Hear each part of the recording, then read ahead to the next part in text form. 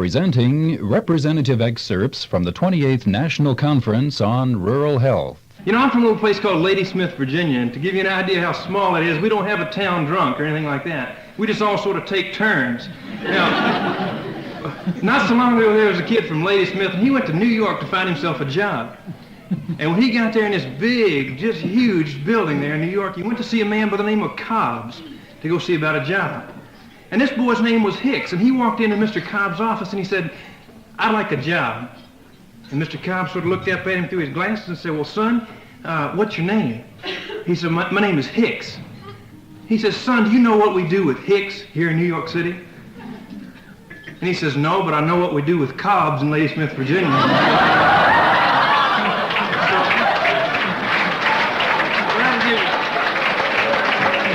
That'll give you some idea about how small we are in Ladysmith. That's rural America, the backbone of our country. That's what it's all about. And that's what you folks are a very important part of, shaping rural America. Alpha Trevette, the national president of Future Farmers of America, greeting those attending the 28th National Conference on Rural Health. In the next hour, we will discuss rural health, new approaches to old problems. The goals of the conference were to discuss effective ways for delivery of health services to all people in rural areas, to assess the use of modern technology and provision for health education and health services, to study community and health organizations for rural areas, and to examine the relationship between health science schools and rural health services. A reminder that this presentation does not represent the entire range and scope of topics discussed at the meeting. The comments of the speakers are their own and do not necessarily represent those of the American Medical Association. The keynote address was presented by Dr. Harry E. Simmons, Deputy Assistant Secretary for Health. I believe we are beginning to forge a rational strategy to take the place of the somewhat random motion that has marked the nation's public and private health initiatives in recent years. And while it would be impossible to lay out all the elements of what we see as an emerging national health strategy, two of them, I think, are highly germane to your conference because of the bearing they will have on the delivery of health services in rural areas. The first of these, new health planning and resources legislation that became law on January the 4th, provides for the first time a sound basis whereby states and health service regions within and among the states will be able to determine the most effective way to allocate health resources in accord with need. And I hardly need to say that this is a goal that has been talked about for years, long before the federal government took any real initiative in the health planning field. But I think the experience of the last decade, and especially the disappointing results of earlier health planning and resource allocation initiatives, has taught us a valuable lesson. Namely, that planning has to be done by those who understand the problems and live with them. That there must be meaningful involvement by a sophisticated public, and furthermore, that planning has to be backed up by a system of sanctions that makes it possible to translate plans into action. Now, obviously, it is far too early to describe how that process is going to work. And in point of fact, it will be many months at least before we see the full impact of the new legislation. But I can try to indicate what it augurs with respect to the delivery of health services in rural areas. The most important thing, I think, is that under this system, all health resources, federal, state, local, and non-governmental, will have to be developed and allocated in ways that do not shortchange any segment of the population to be served. Because clearly there has been a powerful tendency for health resources to aggregate in metropolitan areas because of economic and political factors with which we are all too familiar. And I must admit that the federal government has been less than effective in breaking that pattern. But what can, and I believe will happen in the future, however, is that the special health care problems and needs of rural areas will be addressed more realistically and more productively by health planning bodies and health service agencies, because they will be recognized as integral to and not exceptions to the broad health problems of the nation. Now, even at this early date, I can assure you that the Department of Health, Education, and Welfare, in its capacity as reviewer of health plans and proposals for the development and allocation of health resources, will not condone any comprehensive health plan that fails to address rural health needs or that fails to be fully cognizant of the input that people like yourselves, together with representatives of rural populations, must be allowed to make toward the development and implementation of comprehensive health planning. And certainly it is well to keep in mind the old adage about the proof of the pudding being in the eating, because I know as well as anyone that new federal health initiatives are invariably launched with glowing rhetoric about how marvelous the future will be now that Program X has become law. But Program X, as we have seen to our sorrow, has often turned out to be a bitter disappointment, despite all the grandiose advance notices. Well, I believe all of us have learned something from Program X and Program Y and Program Z. And we have learned that if nothing else, that effective health planning has to be backed up by the authority to require compliance. And that authority, more than ever before, is being placed in your hands in the private sector of the health community.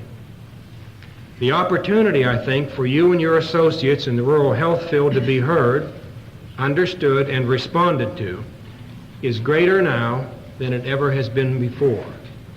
And I hope you will use it effectively. The other critical component of what I see as an emerging national strategy as it relates to the delivery of rural health services is the mounting emphasis on quality assurance and procedures to assure the most rational use of this country's health resources. Now, this is not the time or the place for an elementary course of instruction on PSRO or the new utilization review regulations. Each of these activities is so very much on the minds of all of us that I doubt seriously whether there would be any reason for or profit in the review of how they are set up or what they seek to accomplish. But in the context of this conference, I think there are a number of points that are very worthy of consideration. In the first place, as I suggested earlier, there is undoubtedly a wide variation in the quality of care now being delivered to people in rural settings. And I'm sure that each of you know from his or her own experience of countless instances where persons in need of health services have been subjected to levels of care that none of us would want to be associated with, except possibly to do something about them. And of course, the converse is also true. Many of the programs and projects serving residents of rural America are of outstandingly high quality, are well suited to needs, and are demonstrating that the healthcare system can accomplish when filled with capable and responsible people who have the opportunity to work at their highest levels of performance. And what I would suggest is that efforts to institutionalize the concept of quality assurance, to provide the health professions an opportunity to raise the overall level of quality by vigorously seeking to eliminate substandard care, can and will mean as much to rural health care systems as to the urban.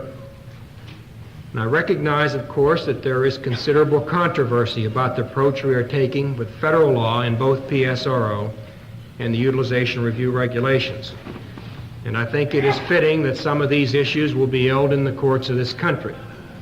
But having said that, I would also say that the fundamental principles of peer review and quality assurance cannot, in my judgment, be successfully challenged, either on legal or ethical grounds. Methods we may debate, the legitimate function and role of federal government we may and we should examine, but not the principle that the health professions must be the guardians of quality.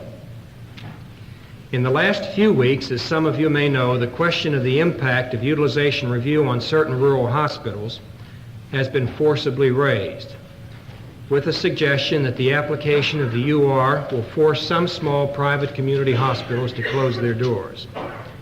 I'd like to say categorically that this will not happen, and that the objective of utilization review is to raise the standard of care provided through federally aided programs.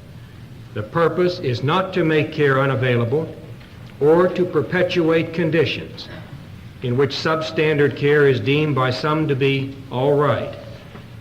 To the extent that the present regulations impose hardships on institutions that are providing care of reasonably high quality, then it may indeed be necessary to alter our approach appropriately. And if that is necessary, we will do it. We do have the administrative flexibility to do so. But I also want to say that we do not believe that any institution, no matter how small or isolated, should enjoy the dubious distinction of receiving public funds without having to be publicly and professionally accountable for the quality of the care rendered within its walls. I personally do not subscribe to the belief that poor quality care is better than no care at all. In fact, I believe the evidence will show that the converse is more often the case. The notion of a national health strategy, the idea that we can indeed frame such a strategy, is nothing if not ambitious.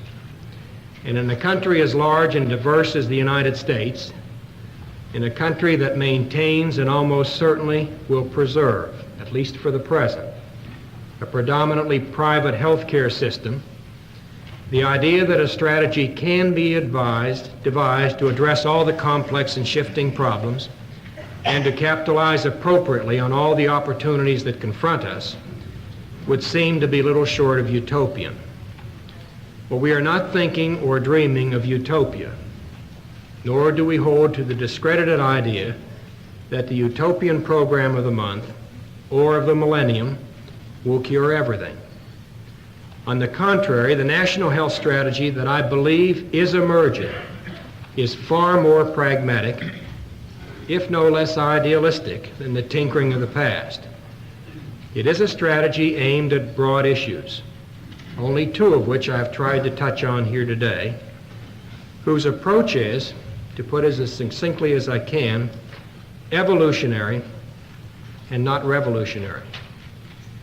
The American healthcare system contains within it enormous vitality and capacity, both for improvement and for self-correction. And any national health strategy worthy of the name and standing on something more solid than wishful thinking would draw on those strengths. And that is precisely what we are seeking to do. A systems approach to rural health and family practice residency programs was the topic of a paper presented by Dr. Fitzhugh Mayo of the Medical College of Virginia. Dr. Mayo said, "We are concerned with the establishment in Virginia of an adaptation of a systematic approach to educating family physicians for practice in appropriate areas of the state. In 1968-69, a coalition of the Farm Bureau, the Virginia Council for Health and Medical Care, and the Virginia Academy of Family Physicians began to gather data and to educate the public and the legislators concerning the need to replenish Virginia's family doctor population. The Virginia Advisory Legislative Council appointed a subcommittee to study the shortage of family doctors, and in 1969 the Virginia legislature provided specific funds to the medical schools at UVA and MCV for the purpose of family practice training. Incidentally, he added, the legislature did not specify administrative structures, but allowed the schools to develop their own programs. The Medical College of Virginia saw fit to establish an autonomous department of family practice on July of 1970. The first order of business addressed was to establish information systems which would provide data in two areas. Number one, the existing physicians' population in any form of primary care and its relationship to the patient population in each political subdivision of the state. Number two, the content of primary care in terms of numbers and kinds of problems that a typical patient population presents to family doctors.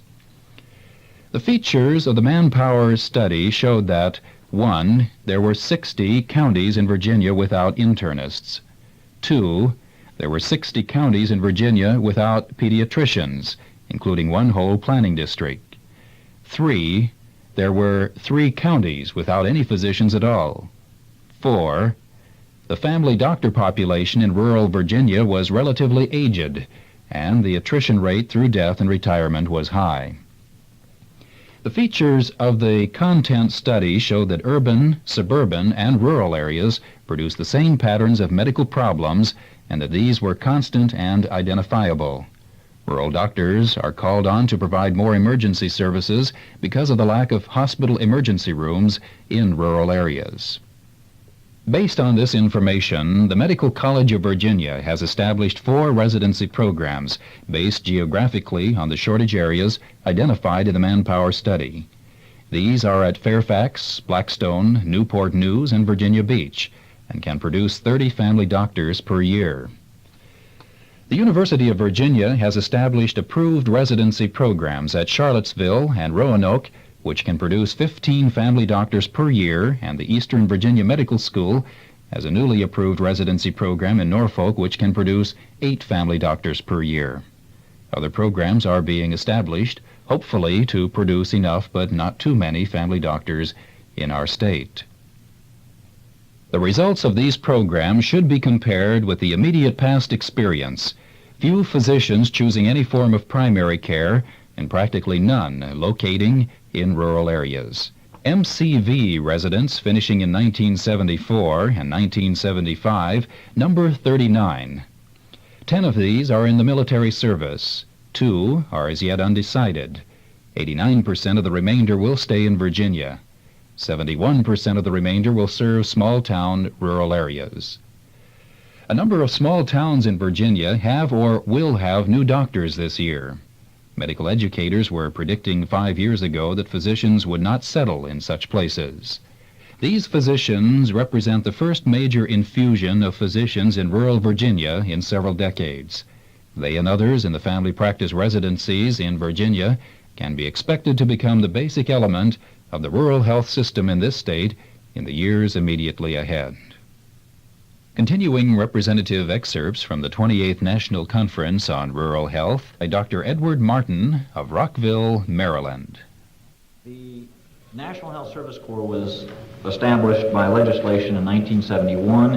It became operational in January of 1972. At that time, there was some confusion about what the exact role of the National Health Service Corps could be, or would be. In many people's minds, it was the panacea for placing professionals and other, particularly physicians, into rural areas, into inner city areas in the country. In fact, some legislators still believe that the real answer to resolving rural health care problems is to establish a National Health Service Corps with 10 to 12,000 physicians, 4,000 or 5,000 dentists, and to resolve the problem that way. I think that I don't want to dwell long on that analysis. I think Dr. Simmons, put that into perspective. I can assure you that it's our strong feeling that indeed would not work, and that it's, not reflective of the kind of approaches we have to take to use the National Health Service Corps for it.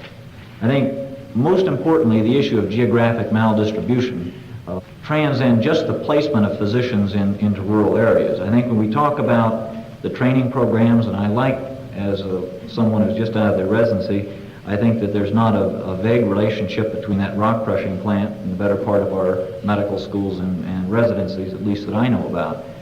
Basically, we have a medical education system that trains physicians not to go to where presently they're most needed. I think that is one of the sine qua nons of the present legislation around geographic maldistribution, and one which the Department and the Congress is very concerned with. I think it's important to point out that the approaches to geographic and specialty maldistribution are not going to be simplistic. I think saying X numbers of residents here or there, or changing certain kinds of support phenomena, or increasing the size of the National Health Service Corps 10 times is not going to be the way to resolve this problem in any kind of effective way over the next 10 to 20 years. I think we've learned from large solutions that large solutions sometimes become a problem sometimes later. I think the changes in medical school education 20 years ago and 15 years ago created the problem for which the National Health Service Corps was now is now at least perceived by some to be the solution. Since 1972, a substantial number of physicians, dentists, nurses, and other professionals have joined the Corps largely on a voluntary basis and have received assignments to practice in critical health manpower shortage areas all across the country. In addition to the professionals assigned by the National Health Service Corps, each of the communities usually hires about 2 to 3 additional people as support staff or other professional staff to work with the National Health Service Corps professionals. We hope that the way we are now proceeding, that there are built-in steps to achieving this form of community-based development. The first part of the process which we undertake is the approval process, in which demands considerable involvement by the local governing body, the local planning agency, professional societies, medical or dental, and as well trying to develop among these agencies a cooperative effort on the part of the community in the management and development of a successful practice. It's fair to say that those practices we're now proud of are those where there's been the largest amount of community participation and the least amount of federal intervention in a very direct kind of way. Especially critical to the community's request for Corps assistance is the County Medical Society and the State Medical Society, which participate first in the assessment of the community's health needs, and by our statutory authorization need to comply in the certification of this area as a shortage area. Just as important, though, the acceptance of the Corps physicians or dentists by peers is a very real factor that will influence his or her remaining in the community, which we feel is the real end result of the program. The Medical Society can facilitate the interaction of the physician and his or her wife or husband into the medical community, help in obtaining hospital staff privileges, facilitate a mechanism to form rotational coverage on evenings and weekends, which is critical to keeping young physicians in rural areas, and also can identify health resources both locally as well as backup resources that may be needed for secondary and tertiary care. Once a community is selected, the Corps provides support in developing what we feel is a well-functioning practice. We believe that some form of the problem in our medical record system is valuable, particularly in the case where there might be other physicians coming in following our assignees. The Corps also works to develop linkages for the physician with a local hospital, appropriate medical societies, as well as in many cases with medical centers or schools near the community. Community residents at all National Health Service Corps sites are charged for the services provided by the NHSC assignees, although services by law will be provided at reduced rates or without charge for any persons unable to afford health services. Explicitly, the law assures that no individual will be refused health care at a Corps site because of the inability to pay. These fee collection requirements serve to provide the practice with potential economic viability in most cases, and I think this is quite important in order to retain or attract physicians on a permanent basis to the community.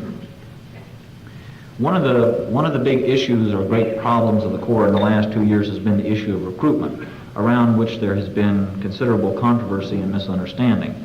The Corps initially was being perceived as an alternative to the draft, and the recruitment effort largely worked along those lines. We feel that it's a viable practice option, and we've changed the recruitment program to reflect that.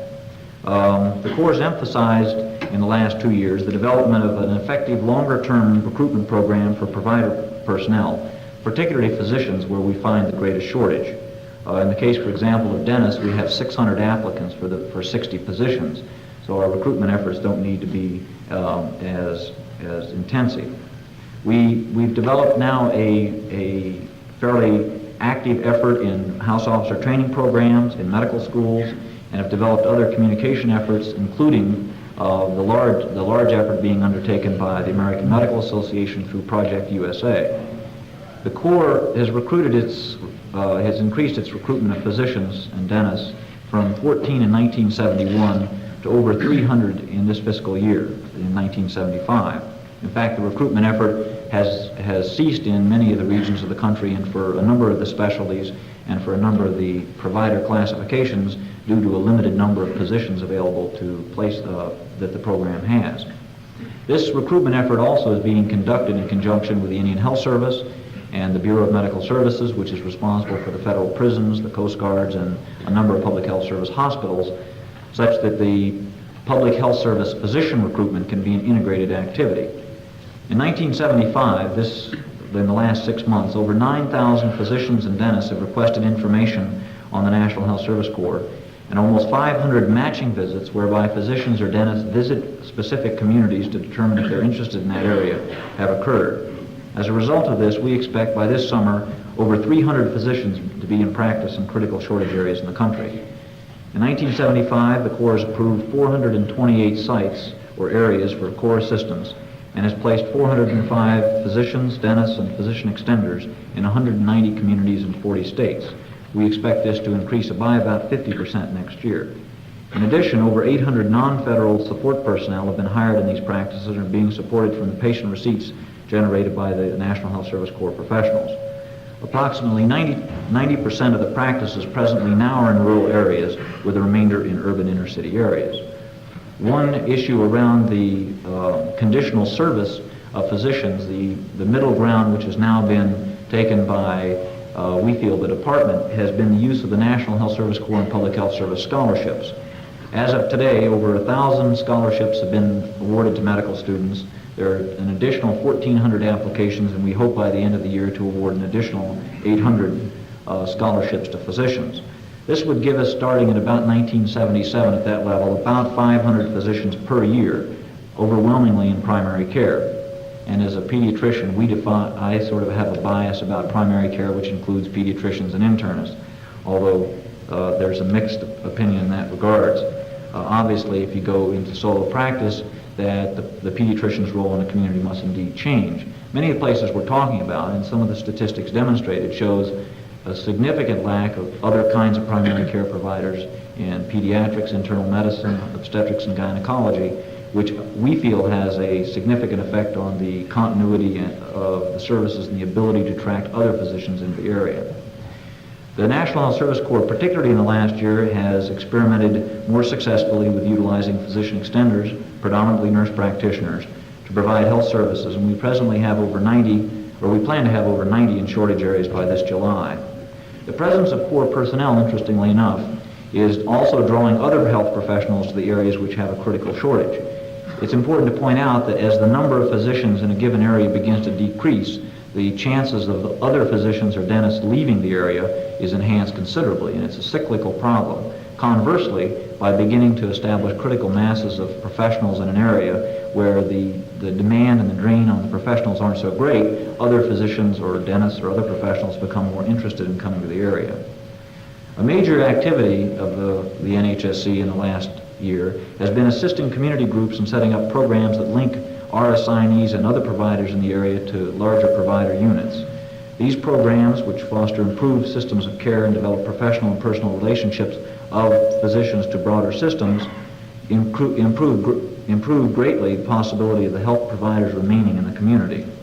The Corps' retention rate, which was a great problem 2 years ago, when only 3% of the people due for rotation chose to stay, has increased to 25% last year, and we expect it to be about 32% this year, and by 1976 to be about 50%, in that about half of the professionals we place will stay in the area. This should move to 60 or 70% when the matching process improves. Within the next year, by July, we expect more clinics, we expect about 60 of our practices to become fully independent of the federal government, and we'd hope by the middle of next year to have above 100 clinic operations or medical care practices independent of any type of federal support. We feel that this is the real end goal, to be able to intercede for the 2 to 4 years, to establish the practice, to establish a self-sufficient local capability, and to move on with those resources to the next community. In some cases, of course, this is impossible, but in the overwhelming bulk of the cases, this is clearly the goal. We see then the National Health Service Corps beginning to evolve as an important catalytic part of this overall activity, working with the other federal programs and the very substantial efforts being undertaken in the private sector to develop and encourage implementation of more effective comprehensive health capabilities in areas with critical health manpower shortages.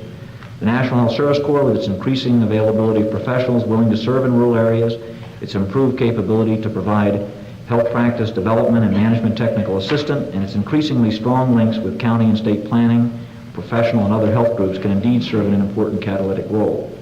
We see this as a significant challenge and look forward to this evolving role over the coming years, a role where the central focus must become working more effectively with the many programs and efforts now being undertaken, many by the people who are represented here at the conference. Mr. James Bernstein from the North Carolina Department of Human Resources discussed the state's response to rural primary health care needs. For many years, the state has been involved in efforts to correct the maldistribution problem. Within the past 2 years, however, North Carolina has expanded its commitment to rural health care through a more comprehensive and, I think, logical approach. This approach has two major thrusts. The first is to increase the supply and distribution of health professionals, especially primary care physicians, by emphasizing the decentralization and regionalization of medical education. This is being administered through the North Carolina Area Health Education Centers program at the University of North Carolina at Chapel Hill. Presently, there are 9 area health education centers that cover the entire state. The rationale of the Area Health Education Centers program is threefold. 1, to decide locally what types and quantities of health manpower are needed. 2, to train this manpower locally as often as feasible. And 3, to provide continuing education within the 9 area health education centers for all providers in the region. The second component of North Carolina's approach to meeting the maldistribution problem focuses on the medical care delivery system. In 1973, the North Carolina General Assembly, on the recommendation of Governor James Holshouser, created an Office of Rural Health Services. The objective of the Office of Rural Health Services is to provide assistance to medically needy rural communities desiring access to the medical care system through a local primary care program. Rural communities, unlike suburban and urban areas, must rely upon their own local initiative and resources to attract, support, and sustain health care providers. In his presentation, Dr. Donald Madison of the University of North Carolina School of Medicine said, "The Robert Wood Johnson Foundation is now 3 years old as a national philanthropy. Our entire program is in health, but our effort for the first few years has been narrowed to a single focus, which has been stated as the encouragement of institutions or individuals who are attempting to restructure the American healthcare delivery system to make effective care more available for non-hospitalized patients." Within that stated effort, the Foundation has decided to direct its resources initially toward 3 important problems. The first of these is development of mechanisms for objective analysis of public policies in health. The second problem area is improving the quality of health care.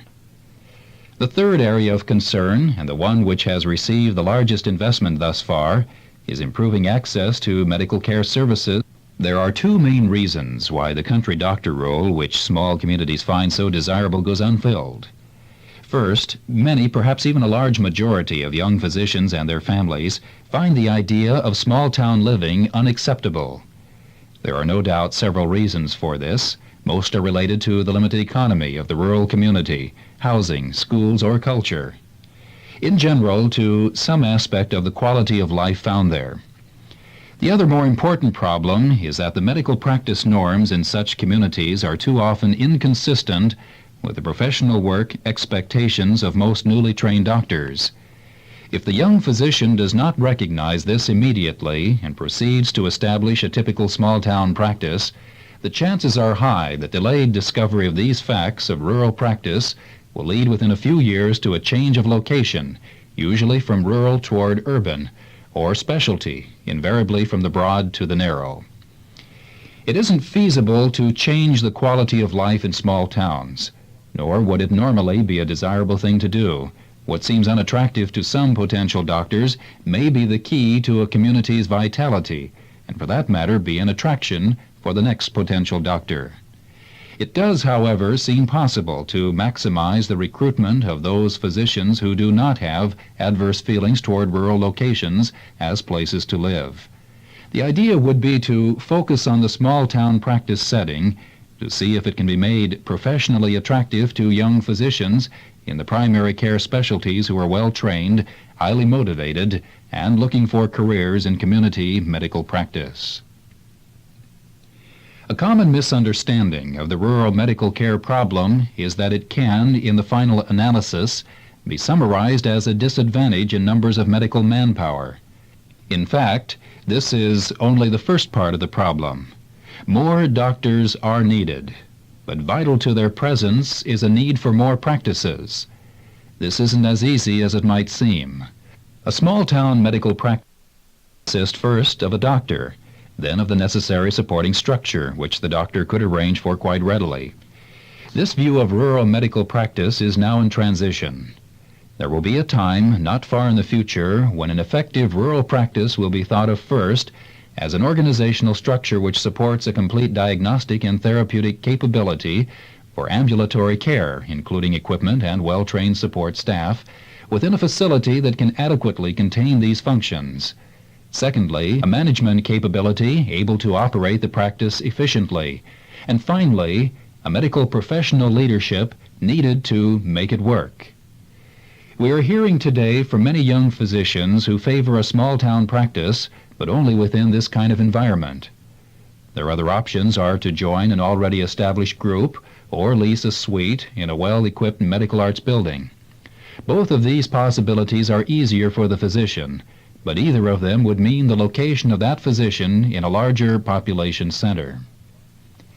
The first priority for the new rural practitioner will usually be to build a financially healthy practice quickly. Unfortunately, there are always a few physicians for whom this is and will remain the only priority. But for most, this early preoccupation with earning a livelihood leaves neither sufficient time nor financial resources for the careful planning of an effective organizational environment. Nor does it allow the young doctor to establish at the beginning the professional backup that is often painstakingly difficult to arrange, or to introduce practice innovations which require time to plan and a certain freedom from concern regarding their immediate economic payoff. The new physician ends up almost by default with a traditional practice which may prove unsatisfactory as a place to work and can have little positive influence on other young physicians who see in it yet another example of what is professionally undesirable. However, creation of a newer, more complete rural practice environment requires a sizable initial investment, both in capital outlay and for startup operating costs. Such expense for young physicians is prohibitive. Moreover, such a facility in a small town can never be a liquid asset for the physicians who own it. Transfer of ownership to another physician is not easy to arrange, and the adaptability of the facility to another purpose is limited. Yet turnover of doctors in rural communities has always been high, and probably always will be. All of this implies that the community must be willing to share the risk. In the future, rural communities who want local medical presence will need practice facilities and perhaps practice organizations that they can consider permanent community assets. These will be facilities designed for a single use, the delivery of complete primary medical care. They will contain all of the diagnostic adjuncts necessary for primary medical practice and as many additional personal health services as the professional leadership and the community wish and can afford to make available. What role can one foundation play in bringing personalized general medical care close at hand for small rural communities and making that care of the highest possible quality? If the next generation of potential rural practitioners are to develop the programs of care that small communities need, there must first be a greater number of excellent models, and they must be more highly visible to more young doctors. Such practice models will require some very highly motivated and exceptionally high-quality leadership. One possible role for a foundation would be to invest in such leadership. Of course, the building of any community medical practice requires far more than a courageous leadership style. The community has some desires which must be heeded, and its members have an important and responsible role to play. But assuring community support, while certainly important, is probably not the most critical problem. The key question again is leadership. Are there enough young physicians who want small-town practice and who at the same time wish to be model builders? What kind of physicians are required?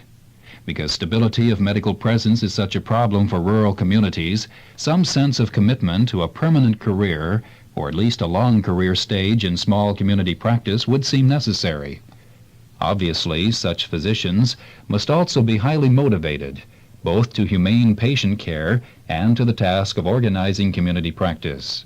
And they must have demonstrated their abilities as leaders.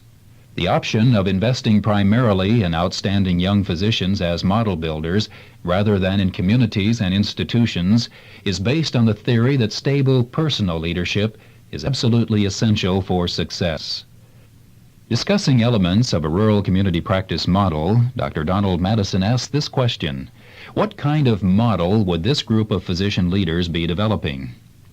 First, these would be team practices of general medical care containing all of the best new primary care technology. In fact, conferring the designation model would depend on the practice adopting a certain standard of content and elements.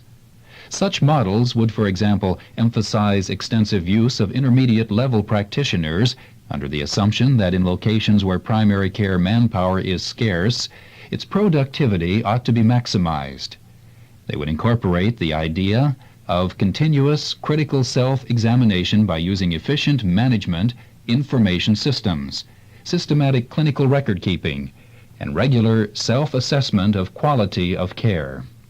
Most importantly, a rural practice model would adopt a strong community orientation. A characteristic and fundamental feature would be that the team of professionals care for a relatively small, identifiable community and provide continuous, long-term care to a group of patients who are well known to them and registered with the practice.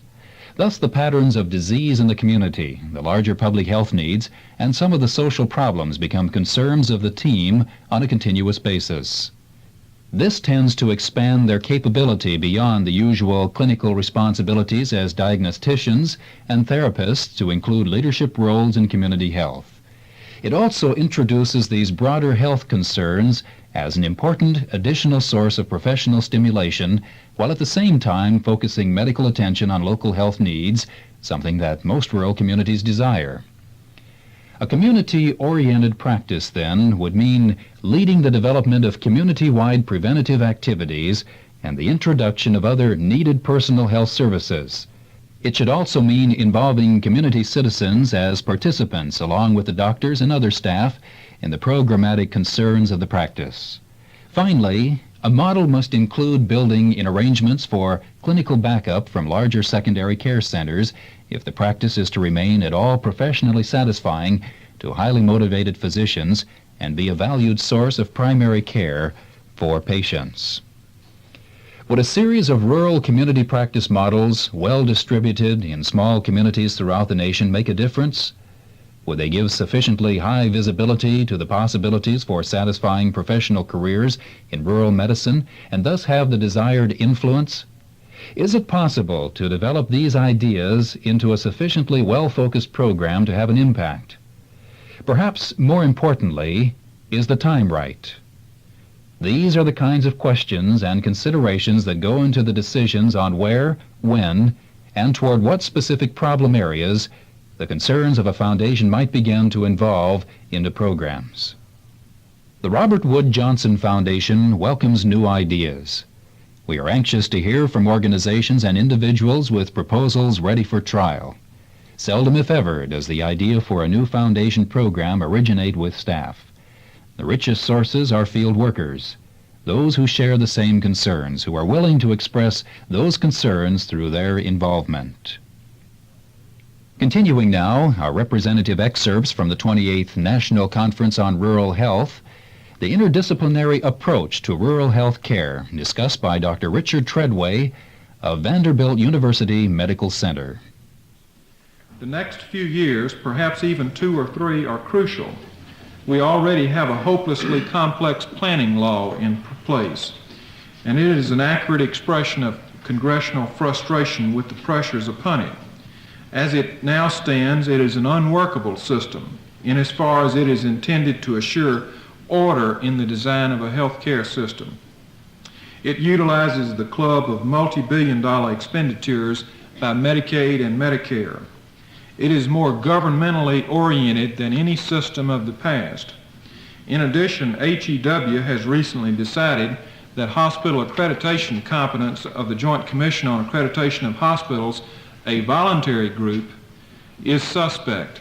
In other words, government knows more about this than voluntary groups or consumers. Contrary to the practice of the Office of Education, which continues to use the National Commission on Accreditation for accreditation of colleges, HEW has decided that standards of quality performance of hospitals and professionals is a governmental affair. Each such move is not an evidence of bad government or a diabolical plot by politicians or bureaucrats. I read them as measures of our failure as professionals to focus upon the needs of citizens who then turn to their representatives in government for relief. And this thought, by the way, was shared by the immediate past Assistant Secretary for Health, Charlie Edwards, who had an article in the New England Journal of Medicine, which some of you may have read. And Dr. Edwards said very briefly that of this I am certain, unless the healthcare industry demonstrates that it is its own best manager and that the American people are better served by a private-public partnership in health, that partnership, such as it is, will be dissolved in favor of public ownership. And the health industry, like the railroads, will have had a glorious past and no future. The strength of this nation has been in the initiative shown by its individual citizens, not its massive bureaucracy or the patriarchal nature of its government. Nowhere is the opportunity greater for such initiative to provide its effectiveness in health care than in our rural areas. There are few places where the need for remedy to the health care system is so great. I have faith that with understanding, our health care disciplines can, in concert with the patients, work out a sensitive, effective system. Somewhere there must be one rural community with cooperative professional disciplines, far-sighted community leaders, sensitive planners, and a dedication to community initiative, which is willing to set the place. Maybe it's your community. A major part of the rural health meeting was devoted to workshops for informal discussions on various health topics. After each session, we asked the workshop leaders to summarize the major points developed. First, from Mr. Edgar Fisher, Workshop A, Quality of Rural Health Challenge to the Health Professions. It was pointed out that there are more happy physicians and physicians' wives practicing in rural areas than people realize. They just don't talk about this enough, and physicians and physicians' wives should be better salesmen and saleswomen to get this message across, that is, the advantages of rural practice. This should be gotten across to medical students and residents and to their wives. Normally, taxes are less, malpractice insurance is less, patients are more considerate, schools are good, and with new interstate highways, rural areas are convenient to recreation, culture, hospitals, shopping centers, postgraduate medical education, and so on. It was pointed out that if physicians are willing to work, income is no problem in a rural area. The Virginia Rural Health Association of the Virginia Farm Bureau Federation was started because of the attitude of medical school deans and the fact that relatively few rural students were being accepted in medical school. This has changed. Now in Virginia there are 3 medical schools, and each of the schools has a Department of Family Practice. The Farm Bureau was helpful in getting Certificate of Need legislation passed and has endorsed the start of nurse practitioner programs. It was pointed out that we are now seeing innovative and imaginative thinking on the part of medical educators, which should help provide a higher quality of life in rural areas. A primary care physician expressed the fact that practicing in a rural area can be very challenging. He pointed out that there is clean air and water, opportunities for camping and boating. The drug problem among young people is almost non-existent. You do not need a helicopter to guide you through traffic to your office and hospital, and there is a high level of satisfaction in providing rural care in rural areas, primary care in rural areas. There are frustrations, though, for example, the lack of academic stimulation and the lack of some specialty services for referrals. Some wives feel that they are intellectually isolated.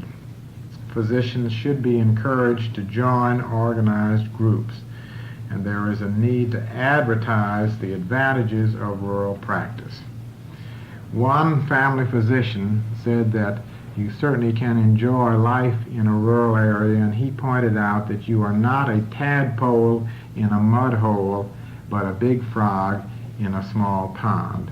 Several medical students emphasized their concern over the possibility of coverage and time off and continuing education opportunities and good schools.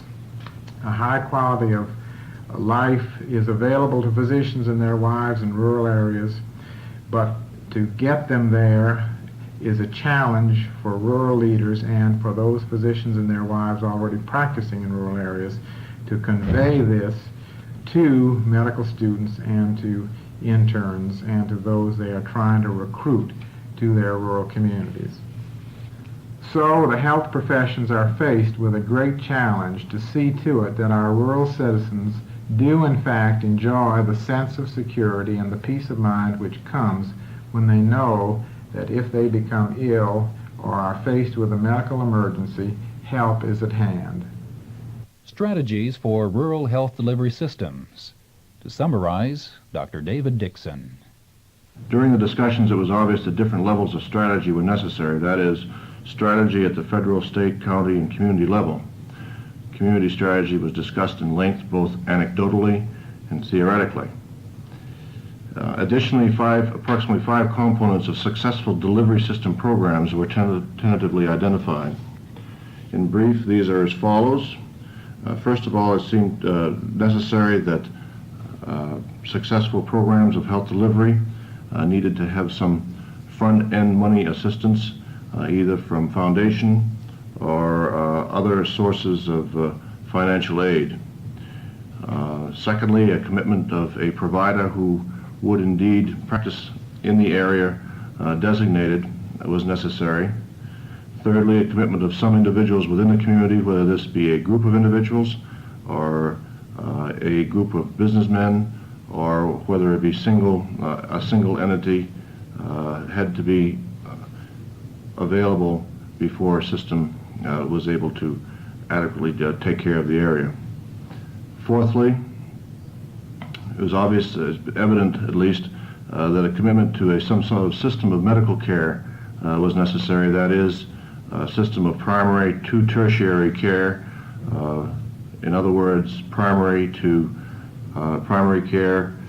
to the sophisticated type of care was necessary in some sort of template. And lastly, but without doubt not the least, it was necessary that a commitment to education be available within the system, either consumer or provider-oriented. During the presentations, it became obvious that specific strategy for any specific location necessitated relation to the specific needs of that area. Workshop C discussed some developments for community health services. Dr. Donald Hayes reports. The three most outstanding concepts were one, the need for getting medical students, particularly, and other health professional students out of the medical center and into community settings for training as a means of facilitating their returning there to practice, number one. Number two, getting the expertise of business management specialists out into community settings so that not only would providers of services be accessible, but the system would be improved so it would work more efficiently. And then number 3 was the use of innovative techniques for the delivery of services, such as physician assistants and nurse practitioners in satellite clinic operations. Were any of the problems discussed in implementing or patient acceptance of these new health professionals?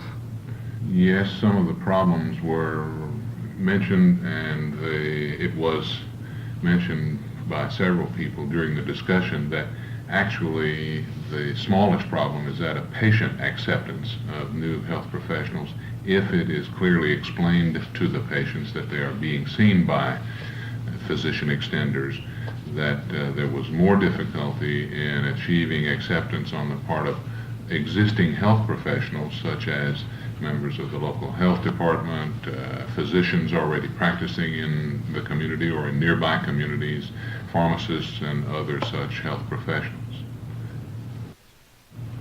There were 2 other areas that were extensively discussed in regard to the programs that were presented here. One was the role of third-party payers, or the acceptance by third-party payers such as insurance companies, Medicare, and Medicaid. And there is not any clear consensus among these providers of money as to whether they will pay for services provided by physician extenders in the absence of direct supervision of a physician on the premises. The other thing that was extensively discussed was the need for some standardization of evaluation of quality of care. The question was raised about whether the quality of care delivered by a physician is compromised by having a preceptee, a student, present, and also the question was raised about whether we could say the quality of care delivered by a nurse practitioner or a physician assistant was equivalent to that delivered by a physician, and we had to say no, we are not able to say that right now. Is research being done? Yes, it is. We were able to find from others in the group and from our own work to cite some examples by which we're using tracer conditions and measuring how well those conditions are treated, such as otitis media and urinary tract infection. Practice management, setting up a rural group practice. From the AMA, Mr. Gerald Farley reports. I'd like to pursue briefly the advantages to the patient for the establishment of a group practice, and also some of the disadvantages from the standpoint of the patient, and also to briefly pursue a few of the items correspondingly from the standpoint of the physician. Let's begin first with some of the advantages of a group practice that patients typically feel. And I suspect the most significant point to them is the fact that they can appreciate and value this matter of better coverage in terms of a medical group practice and a larger staff support. Now, briefly, what I mean here is the fact that in terms of a group practice, it is possible to provide continuing emergency coverage, and it is possible to provide continuing coverage while one physician is gone attending a medical meeting or is gone simply for his own personal leisure time. It does provide and tends to lend itself toward providing better overall medical care and coverage. The second most important point from the standpoint of the patient is, I would term, one-stop shopping convenience, making total care more readily available. Well, obviously, if we're speaking about a multi-specialty practice, this is true. And it can even be true from the standpoint of a single specialty group practice, because of the fact that many physicians will tend to broaden the medical care that they can render in a group situation. So that patients appreciate the fact that more of their medical needs can be met at one office and at one particular stop than might otherwise be the situation and true in comparison with a solo practice. Or correspondingly, nothing is perfect. The group practice is not without flaws. There are some disadvantages to the patient. And briefly, a couple of these might be, patients feel that often there is a lessening in terms of personal individual patient concern as a patient, both from the standpoint of the physician and from the standpoint of the staff. Now, this need not be, and we recognize this as such, but patients will often feel this to be true. They feel it true because of the fact that they often are not permitted to see their own, and I use the term quotes, own physician. He may be gone, and it is necessary for them to see someone else. And so balancing this matter of greater coverage, they like the fact that when a physician is seen, that it is their so-called physician. Also, from the standpoint of the staff support personnel, in a typical solo practice office, for example, Mary might be the basic exposure that the patient has. Mary and Helen, Mary representing the receptionist and Helen the nurse. And they become very closely acquainted and know these individuals quite well.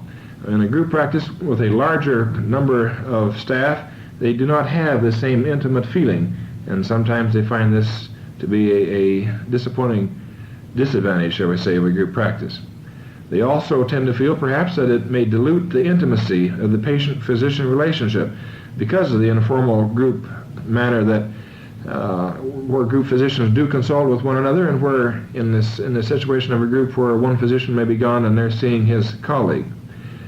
These fears can be overcome, and through proper patient education, the positive and strong points of a group practice can be those that the patient remembers most and best.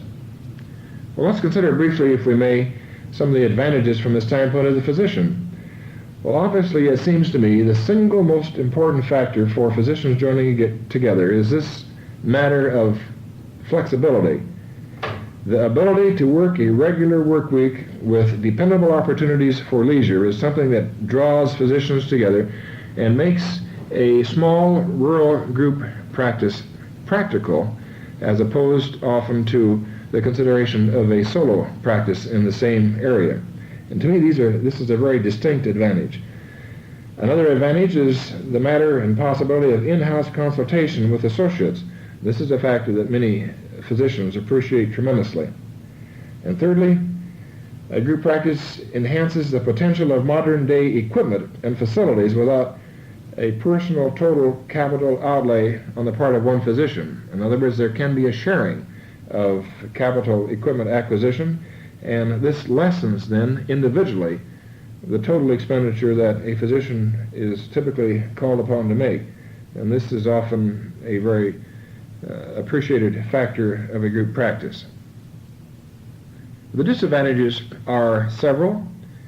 Obviously, in the close personal working relationship that physicians must have when they are working in a group practice environment, the potential is there for the possible clash of personalities. A physician may find himself committed to policies on decisions to which he disapproves, but yet, because of the close relationship, finds it necessary to go along with a particular policy or decision made. Secondly, the possibility for financial tangles certainly exists if the partnership agreement or corporate agreement or whatever it might be is not properly executed and drawn up. These can be quite severe, and it is something that physicians have experienced from a practical standpoint as a very undesirable aspect of a group practice if it is not properly established. And obviously this is a matter that can be rectified, and rather conveniently and quickly if appropriate measures are taken. And thirdly, possibly the single most significant area of disagreement as far as a medical group practice is concerned is this matter of the division of professional income. In professional divisions of income can be as simple or as elaborate as the physician's need, and they need not be an area of discontent or disagreement if properly thought out and if properly executed. But as a general rule, this is an area that probably creates more disharmony within a group than any other single factor. I think in summation then, each disadvantage can be countered with a positive advantage, both from the standpoint of the patient and from the standpoint of the physician. But particularly from the standpoint of the patient, it behooves the physician to educate his patient to the reason and the various reasons, typically, that the physician is considering and does establish a group practice. These can be made to be very positive points, and they can be made to be points that a patient can accept very well. Occasionally you'll find that it is necessary, or perhaps where a patient will transfer his medical needs to another office, but these are generally few and far between, and they do not begin to offset the positive advantages that physicians can and do realize as a result of associating together in the form of a rural group medical practice. Mrs. Bonnie Craig summarizes Workshop E on media in health education. In spite of the fact that we have all kinds of technologies available today to reach numbers of people and provide health services, really no centralized, organized coordination of this kind of thing, and that people really don't know how to educate themselves about their own health needs. The consensus was that while healthcare is perceived as a good, in quotes, it's really an abstraction until one is sick. That an individual doesn't really know what healthcare means until he is confronted with the necessity for trying to find a physician to provide him with care, and that there has to be a real effort on the part of our government, both at the federal level and the state level, to make it possible to educate the public in terms of healthcare delivery. In spite of the fact that there is a tremendous amount of many channels available for acquiring information in terms of medical care and health care, and there's a lot of media attention to it, there's really no overall mechanism for assuring that this kind of information is available on a wide scale and that it's properly channeled. In my panel today, we had 3 very, very real programs that are attempting to address this problem, but even in spite of that, the consensus of the panelists and of the audience was that there has to be some kind of effort on a national basis made to marshal all these forces together so that individuals on a wide variety of ways are made aware of the availability of such services. A marketplace for rural health electives. Dr. Robert Cassidy summarizes the workshop. Rural health as an elective to the training program for both physicians, nurses, and allied health personnel has been coming into extremely important focus over the past decade. Indeed, this is a new concept of reapplied apprenticeship, if you will. That is to say, training the medical student in an area of rural health, in a rural setting, in a rural office, where he becomes face-to-face with first-hand situations, environmental, disease-structured, etc., which have direct bearing on the total health needs of the people in rural communities, has been a great boon to his education. Indeed, most of the medical schools now have preceptorship programs, and they are incorporated in the first year for 1 to 2 weeks, and often in the subsequent years. In addition to the medical school's effort to bring this concept to their students, is in the graduate level an effort in the family practice residency programs to take residents and send them out into various community offices for a personal experience in office management and medical education in a rural setting.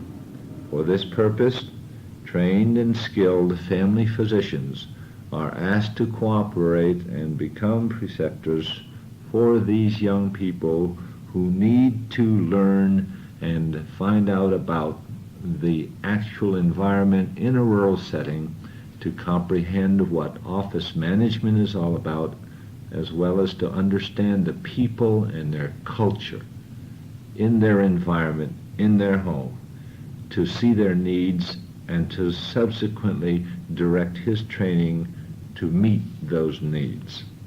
One of the speakers on our program this morning represented the National Health Council and has brought forth some very interesting information regarding the accumulation of preceptorship program information, and it is expected that this will be put in directory form and disseminated throughout the country.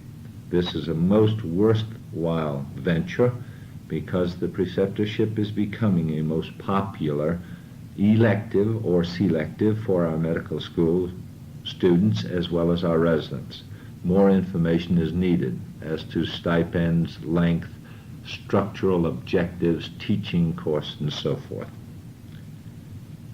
The second member of our panel this morning talked to us about the Student American Medical Association and their efforts in rural health. As you may know, the Student American Medical Association does supply manpower, usually from the fourth year medical class, to help to staff National Health Service Corporation, National Health Service Corps units where they have been located in areas of medical deprivation or need. Also, the Student American Medical Association is involved in the MECO project, which is medical education in community offices, where students to stay for a specific amount of time, learning about rural America. Second and third point that was brought out was that they have summer preceptorships available on a wide range of areas and locations throughout the country. Fourth, they have the health need training projects, so that Student American Medical Association is very much involved in rural health needs. And finally, from Florida, we had the benefit of an applied anthropologist discussion of programs of community medicine and training for medical students and nursing students in rural areas. In the rural areas, most have some semblance of health department. These health departments, of course, are involved with epidemiological studies, population programs, and poverty problems. These do have a direct effect on health care, and they have to be considered in very realistically in a new training program for new physicians. So in setting up these programs in the rural areas, they are making a ready resource for the new family physician as he is produced in our new and expanding medical school programs to meet the needs of rural America. In the general session, Mr. L.W. Knapp of the Institute of Agricultural Medicine reported on agriculture and rural health. We have in our time, and in fact in the recent past, those of us who have really observed, seen amazing technology advances in farming. It's resulted in an increased farm size, almost a doubling in the last 10 to 15 years, with a similar decrease in the farm families. Thus, as the farm population has become less dense, and all the services of health care have become more remote to the farm family and more difficult to provide, the farmer has become more isolated and further removed from the service of those things which are acute to him from a health point of view. We have seen the crossroads store become the village supermarket. The local school has been consolidated into one with the next town. And of course, you know, the subsequent fights as to whose hayfield between the two towns as they get located therein. However, in contrast to this, our rural physicians, as we're well aware of, when he retired in the rural community, he did not move, or as he take a move from that rural community, did not move to the next town. He more likely went to an urbanized area or was not even replaced. And consequently, the young physician did not move back in to be in the immediate proximity of our ever sparser number of farms. Now, at this very conference, and I hope all of you were attending, as obviously you were, that you've heard and seen the many efforts going on within the medical profession and within the health profession of trying to provide better health care to rural America. How about the farmer, the minority in rural America? Have we provided those kinds of occupational health things which will help put the food on the table that you and I supped at, that you and I were at in the social affair this last evening? For after all, the farmer is getting older. If you haven't been aware of this, he's over 50 years of age now on the average. He's living much further apart than he did, much more remote from health care. The old ideas of self-medication are still there. It is a generation past. It's not a generation now, though we have the now generation in agriculture. And he is having these difficulties in trying to meet his changing health needs. Are we going to be flexible enough in our delivery of health care to meet those occupational hazards? I think it's important that each of us ask ourselves how we can better use our talents to identify and assist those recipients of the changing healthcare delivery system, in particular the farmers, how to better understand what we're trying to bring to them, how to make better use of what we can bring to them, limited as it may be, and how they can actively support it and change it to better fill their needs. A medical school dean looks at rural health services. From the Medical College of Virginia, here is Dr. Warren Pierce. Rural physicians can also remain in the mainstream of medicine by working in some regional concept of health care. You've been waiting for me to reach in my pocket and pull out a physician's assistant as the solution to these problems. You're going to continue to be disappointed. I still think physician's assistants are an unwise stopgap measure.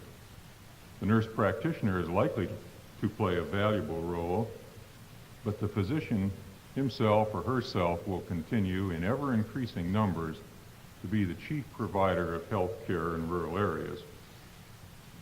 Emergency triage is only one level of regionalization.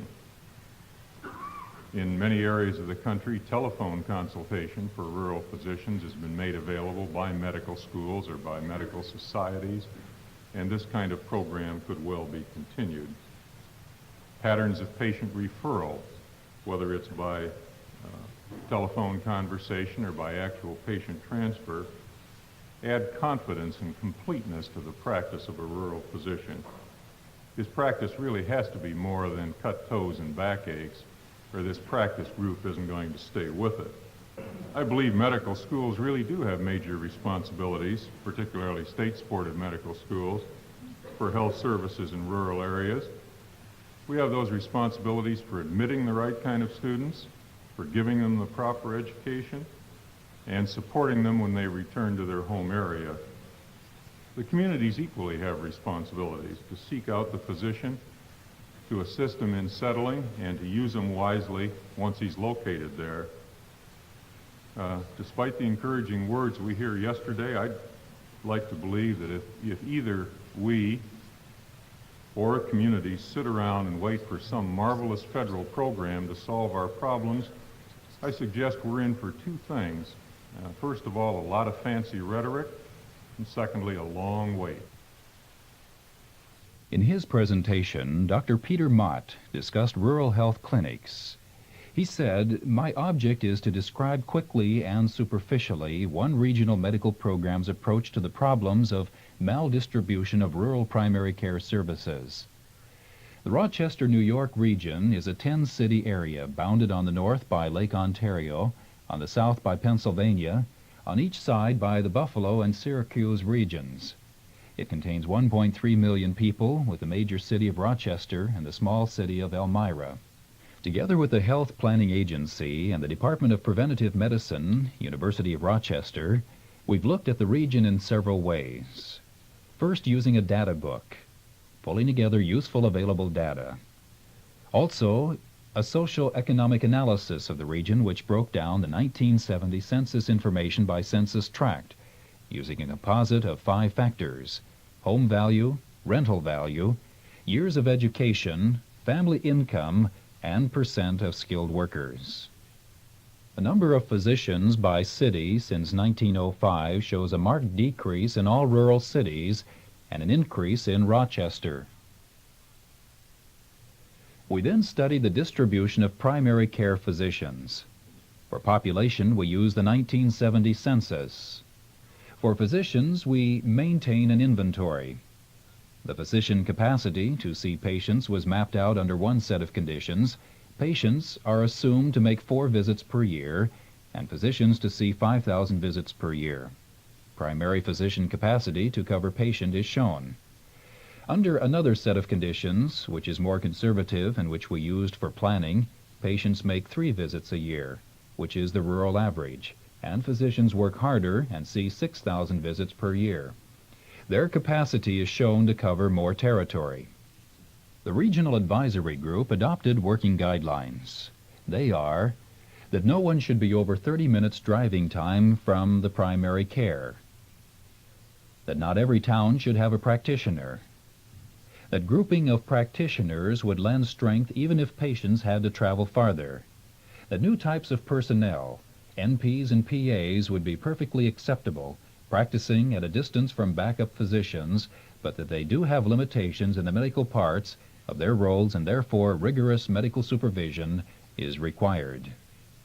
In assisting in the development of the new health centers, we tried to make the design fit each area.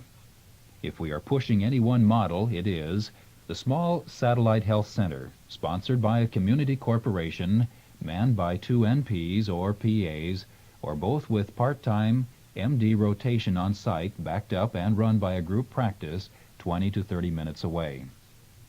We felt it was essential that the backup physicians be available to patients round the clock and assume responsibility for them as their own patients.